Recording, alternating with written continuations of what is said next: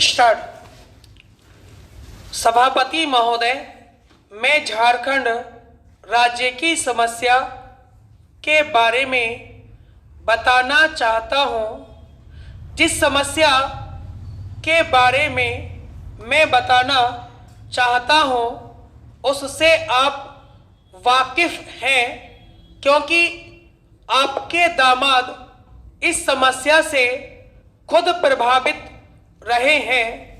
वे घायल हुए हैं, किसी तरह से उनकी जान बची है। वर्तमान में झारखंड 3 समस्याओं से परेशान है: नक्सलवाद, बांग्लादेशी घुसपैठियों का आतंक और बलात्कार की घटनाओं का निरंतर बढ़ना। ये तीनों समस्याएं लॉ एंड ऑर्डर से जुड़े हुए मामले हैं। छत्तीसगढ़ में जब नक्सलवादी पुलिस वाले को मार देते हैं तो वहां जांच एजेंसी की टीम भेजी जाती है, लेकिन झारखंड में नहीं भेजी जाती है। सभापति महोदय, नक्सलवाद, बांग्लादेशी घुसपैठ और बलात्कार जैसी घटनाएं जो झारखंड में घटित हुई हैं, ये लॉ एंड ऑर्डर से जुड़े हुए मामले हैं। मैं 5 अगस्त से इस पर बोलने का प्रयास कर रहा था।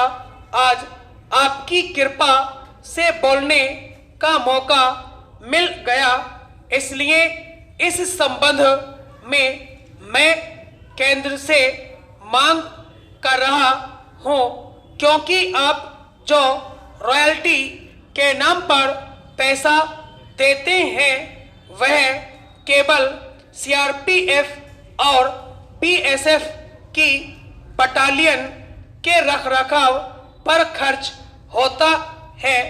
हम जो नक्सलवाद से लड़ रहे हैं उसके लिए भारत सरकार पैसा नहीं दे रही है, पैसा राज्य सरकार को देना पड़ता है।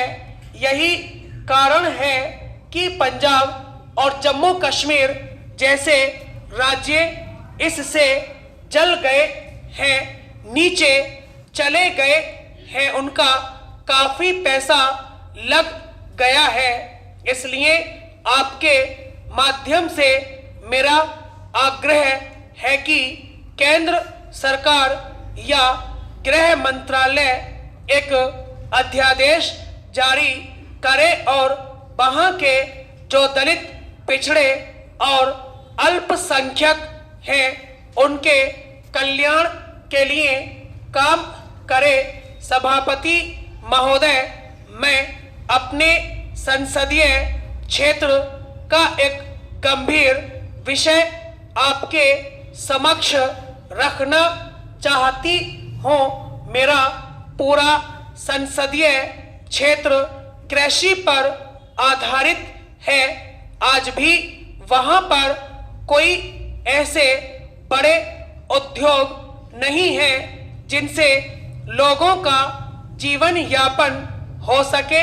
मैं अपने संसदीय क्षेत्र की 2 बड़ी परियोजनाओं की मांग आपके माध्यम से सरकार से करती हूँ। मेरा पूरा संसदीय क्षेत्र विशेष पिछड़े क्षेत्र में आता है और इस पूरे क्षेत्र में जो छोटे किसान हैं, आदिवासी, दलित किसान हैं, पिछड़े हैं, इनकी आर्थिक स्थिति बहुत खराब है।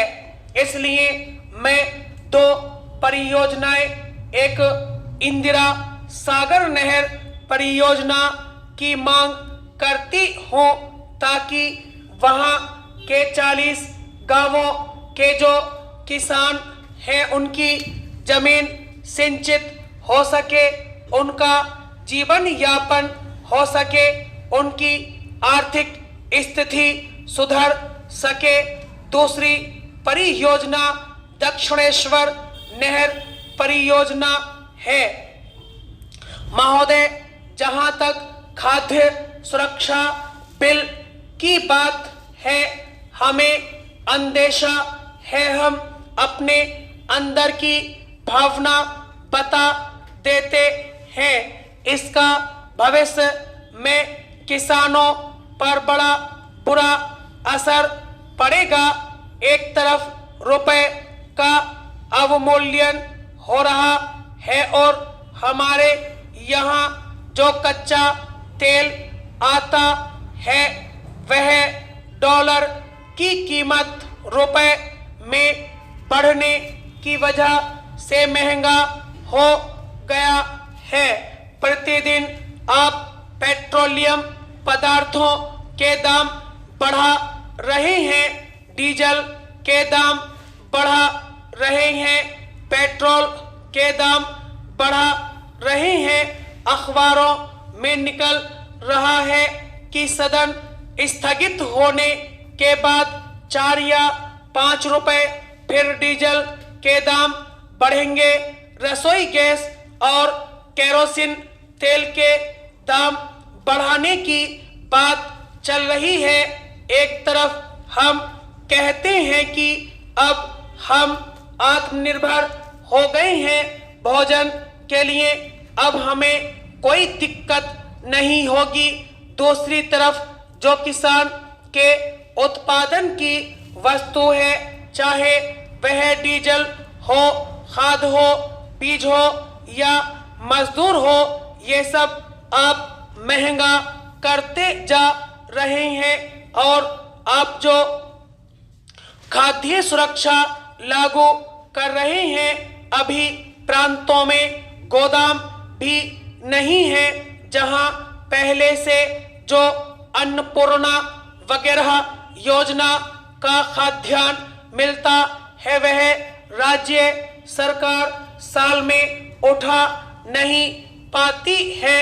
और जो आप इस नई योजना को लागू करने जा रहे हैं, हम जानना चाहते हैं कि इसके रखरखाव की क्या व्यवस्था होगी, उसकी परिवहन की क्या व्यवस्था होगी, और यदि यह व्यवस्था हो भी जाए तो जब यह सामान बाजार में चला जाएगा तो किसान के खेत का जो उत्पादित सामान होगा वह कहाँ बिकेगा, उसका खरीदार कौन होगा।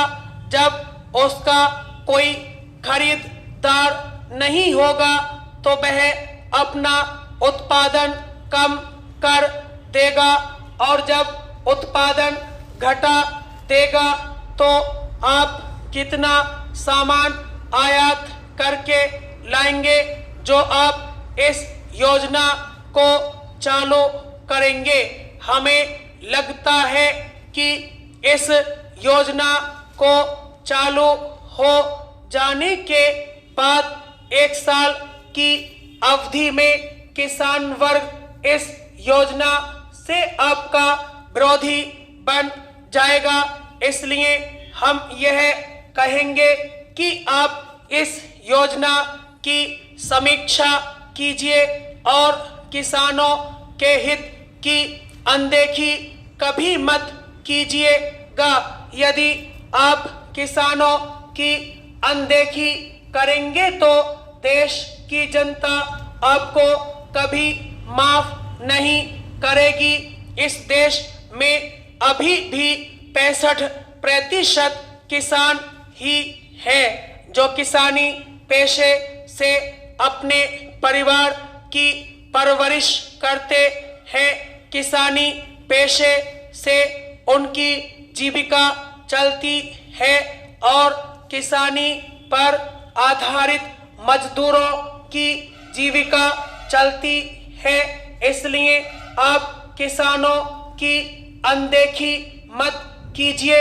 इन्हीं शब्दों के साथ मैं अपनी बात समाप्त करता हूँ। stop